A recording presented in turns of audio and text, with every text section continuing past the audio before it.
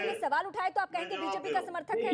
देखिए ऐसा है ना कि जो अगर आप किसी आपकी पुष्पेंद्र जी को आप जानते हैं ना, पुष्पेंद्र जी का तो सियासी कोई इस तरीके का इतिहास नहीं है। आप उनके देखिए पुष्पेंद्र किसी हर व्यक्ति का सियासी झुकाव होता है, पुष्पेंद्र जी का भी सियासी झुकाव है, वो उनकी भाषा से साफ पता चल रहा है भारतीय जनता पार्टी की तरफ है। मुझे जवाब देने दीजिए। मैं साधना जी के पास जाती हूँ। साधना जी किस तरफ है? साधना जी आपके लिए ये कहा जा रहा है कि समाजवादी पुष्पेंद्र जी का ये कहना है साधना जी कि जो जाट वोटर है पश्चिमी उत्तर प्रदेश का, वो ना बीजेपी के तरफ जाने को तैयार है, वो ना समाजवादी पार्टी की तरफ जाने को तैयार है। शायद मजबूरी आए तो वोटिंग पैटर्न बदल जाए, लेकिन कांग्रेस पार्टी जो दिल्ली में जब आंदोलन चल रहा था तो वो मुखर थी, लेकिन पश्चिमी उत्तर प्रदेश में आपने गठबंधन के लिए क्यों नहीं सोचा जयंत चौधरी से, या आपने जाट वोटर के लिए उस तरीके से कदम उठाने के लिए क्यों नहीं सोचा? क्योंकि आप चुनाव हारने के लिए लड़ रहे हैं या जीतने के लिए लड़ रहे हैं? देखिए ये तो बड़ा हास्यास्पद बोल दिया आपने कि हारने के लिए तो कोई नहीं लड़ता, तो फिर लड़ता वही है जिसे जीतने की इच्छा, एक मिनट, जीतने की इच्छा होती है, और हम जीतने के लिए चुनावी महाभारत के रण में उतरे हुए हैं। वर्ड सुना होगा, डमी कैंडिडेट उतारना, आपने सुना है ना? ये सियासत में ये वर्ड का इस्तेमाल होता है, आपको भी मालूम है कि इसके मायने क्या है? जी देखिए, मैं आप ही के सामने पुष्पेंद्र पुष्पेंद्र जी कह रहे हैं कि बीजेपी के साथ जाने को तैयार नहीं है और ना कांग्रेस पार्टी के साथ, ना समाजवादी, तो आपने क्यों नहीं? मैंने सुना जी हाँ बोलिए। नहीं, हम सभी के लिए सोचते हैं। मैं कह रही हूँ ना, हम एक जात के लिए। मैं आपको बता देती हूँ, अभी बीजेपी अर्थात भारतीय जुमलेबाज और भारतीय झूठीवादी पार्टी की प्रवक्ता ने बोल दिया। देखिए इनको क्या है, जुमलेबाजी और व्यक्तिगत टिप्पणी से ऊपर उठकर पहले तो ये बताएं कि ये पश्चिमी उत्तर प्रदेश की शायद ये भी है, और मेरे पिताजी की जन्मभूमि और कर्मभूमि एटा है। हमारे यहाँ ब्रज भाषा में कहते हैं कि और भाई तुम्हारा काम धंधो कैसो चल रहा है। तो हमारे यहाँ तो काम धंधा उस हिसाब से, अब इनकी मानसिकता धंधा एक ही तरफ ले जाता है तो मैं कुछ नहीं कह सकती उसमें। लेकिन मैं ये कहूंगी कि हमारा सिर्फ एक ही, आज की डेट में हमने कांग्रेस पार्टी ने लड़ सकती हूँ। महंगाई, बेरोजगारी, आजादी के बाद पहली बार डीजल पेट्रोल 100 के पार हुआ। और जातिवाद की बात मैं अंतिम बात बस इतनी कहूंगी, 2017 के चुनाव में भाजपा ने 4 कैंडिडेट्स को उतारा था। आप डमी की बात कर रही है ना, चेहरों के नाम पर जातिवाद भावना भड़काई। कलराज मिश्र जी को ब्राह्मणों के नाम पर, राजनाथ सिंह जी को ठाकुरों के नाम पर, आदरणीय उमा भारती जी को लोधी। क्या कीजिएगा, भारत के चुनाव इतिहास की सच्चाई ही कास्टिज्म है, जातिवादी है। मुझे भी कोई शौक नहीं है कि मैं बैठ के कास्टिज्म पे बात करूं, लेकिन जब पार्टियां कैंडिडेट ही उतारेंगी धर्म को देख के, मजहब को देख के, जाति को देख के, तो हम क्या करेंगे?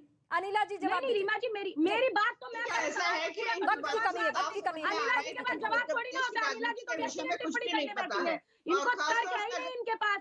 मुख्यमंत्री बनाना उसका कचरा प्रदेश के बारे में बात नहीं, इनको ना चौराहे पर खड़े होकर जैसे कुछ लोग लड़ाई करते हैं ना, जिनको उसी प्रकार की डिबेट करने की इनको आदत है, लगातार चिल्लाएंगी और बोलेंगी। ये इनका लेवल ऑफ डिसेंसी है।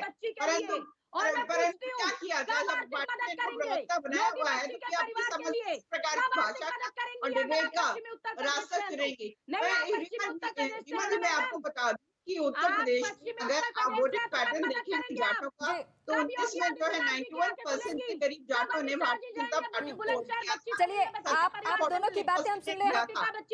मैं एक बार पुष्पेंद्र जी से कमेंट लेना चाहूंगी। पुष्पेंद्र जी, वक्त की बहुत कमी है, थोड़ा संक्षेप में बताइएगा। आपने जिस तरीके से एकदम खुलकर पार्टियों का नाम लेकर बताया कि जाट किस तरीके से वोट करने वाला है, अगर उसके मन में नाराजगी दोनों ही बड़ी पार्टियों के लिए रही जो आमने सामने है, जिनके बीच सीधी लड़ाई दिख रही है, यानी बीजेपी और समाजवादी, तो क्या कुछ खेल बिगड़ सकता है?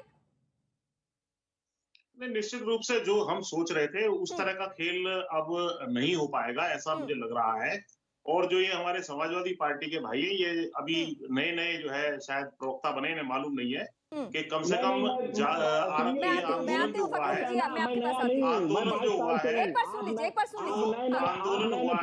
उसमें जो 1000 प्रोग्राम कम से कम मेरे चैनल पे लगे हैं, जिसमें जो है भाजपा का हमने विरोध किया है। हमने भाजपा का विरोध किया है कम से कम 1000 प्रोग्राम में।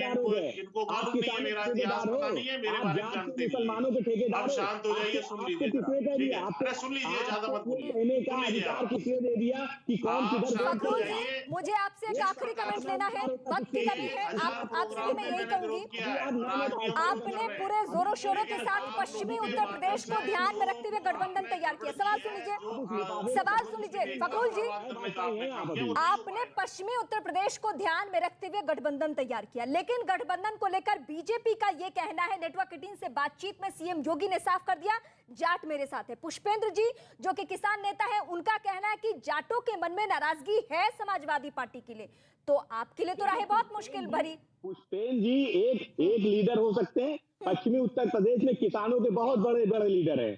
क्या राकेश टिकैत जी से पूछा है आपने कि वो भारतीय जनता पार्टी के साथ है या किसके साथ है? आपने उनके भाई नरेश टिकैत जाके मुलाकात करते हैं बीजेपी के लीडर से। मुलाकात करते क्या? उन्होंने कहा कि भारतीय जनता चुनाव पार्टी से को पहले वोट देना। मुलाकात होती है, तो नहीं, उस रीमा सियासी जी, मुलाकात नहीं, के बारे में हम तो यही कहेंगे ना कि मौसम के बारे में तो बात हो नहीं रही उन्होंने थी। कहा कि भारतीय जनता पार्टी को नरेश वोट देना टिकैत है। से अगर बीजेपी की बात हुई तो ये तो नहीं पूछा जा रहा था कि टेम्परेचर कितना है, उत्तर प्रदेश में सर्दी कितनी है। यकीनन बात हो रही थी यही कि वहां सियासी नब्ज क्या कहता है, यही बातें हो रही थी। अब आगे हम अपने दर्शकों को बताएंगे कि आगे हम दर्शकों को बताएंगे कि पश्चिमी उत्तर प्रदेश का जो माहौल है, जो मूड है, वो क्या कहता है और तमाम पार्टियों के दावों की सच्चाई क्या है। लेकिन फिलहाल इस डिबेट में आप सभी का जुड़ने के लिए बहुत शुक्रिया, और जो दर्शक इस वक्त हमारे साथ जुड़े हुए थे, आप सभी का बहुत शुक्रिया। पश्चिमी उत्तर प्रदेश जो कि सत्ता का प्रवेश द्वार है, वहां से किस